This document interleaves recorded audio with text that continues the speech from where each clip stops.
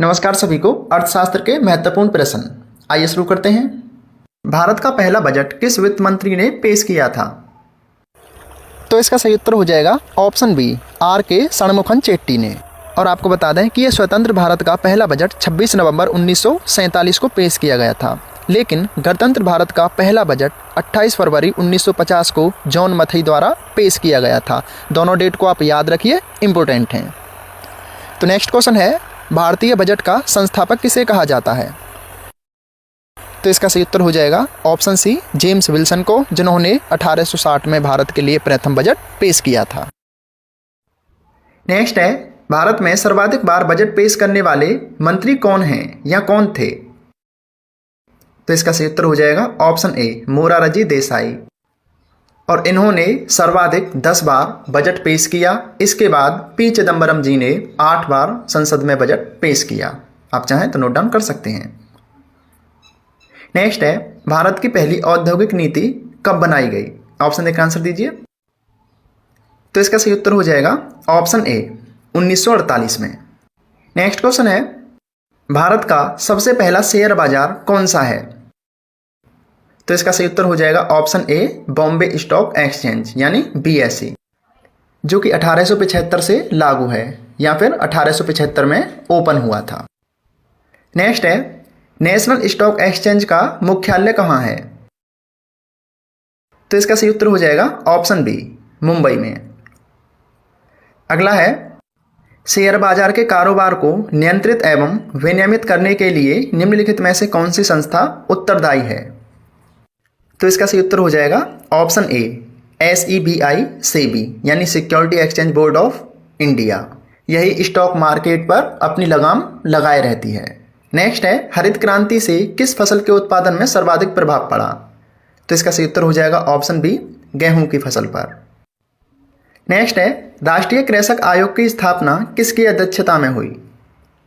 तो इसका सही उत्तर हो जाएगा ऑप्शन सी, MS स्वामीनाथन जी की अध्यक्षता में, जो कि 18 नवंबर 2004 को हुई थी। आप चाहें तो डेट को भी नोट डाउन कर सकते हैं। नेक्स्ट है, भारत में नवरत्न योजना का शुभारंभ कब किया गया? तो इसका सही उत्तर हो जाएगा ऑप्शन डी, 1997 में। नेक्स्ट क्वेश्चन है, मेक इन इंडिया कार्यक्रम का शुभारंभ कब किया गया या फिर मेक इन इंडिया की शुरुआत कब हुई? तो इसका सही उत्तर हो जाएगा ऑप्शन ए, वर्ष 2014 में, जो कि 25 सितंबर वर्ष 2014 को हुई थी। और इस मेक इन इंडिया का लोगो सिंह यानी शेर है। नेक्स्ट है, मुद्रा बैंक निम्नलिखित में से किसकी सहायता के लिए शुरू की गई है? तो इसका सही उत्तर हो जाएगा ऑप्शन ए, लघु एवं छोटे कारोबारों के लिए। अगला प्रश्न है, निम्नलिखित में से कौन सा एक प्रत्यक्ष कर का उदाहरण है? आंसर दीजिए। तो इसका सही उत्तर हो जाएगा ऑप्शन ए, आयकर एक प्रत्यक्ष कर का उदाहरण है, क्योंकि आयकर को किसी और पर नहीं टाला जा सकता, इसे स्वयं देना होता है। नेक्स्ट है, वस्तु एवं सेवा कर यानी GST भारत में कब लागू हुआ था? तो इसका सही उत्तर हो जाएगा ऑप्शन ए, 1 जुलाई 2017 को। और ये GST एक अप्रत्यक्ष कर है।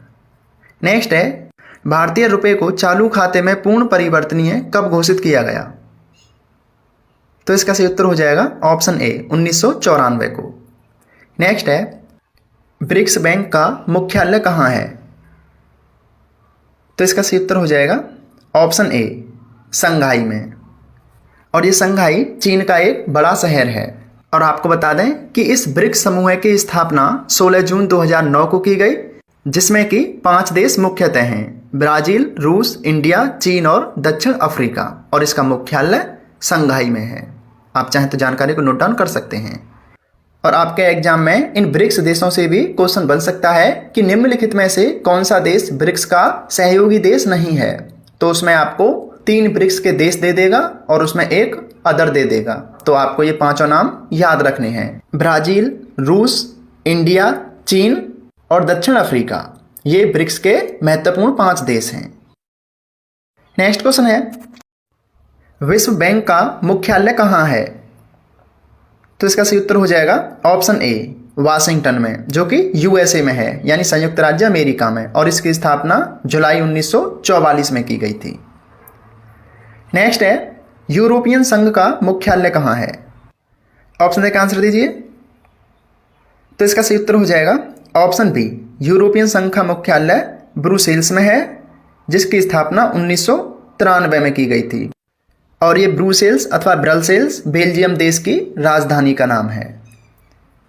नेक्स्ट है, विश्व व्यापार संगठन की स्थापना कब हुई? आंसर दीजिए।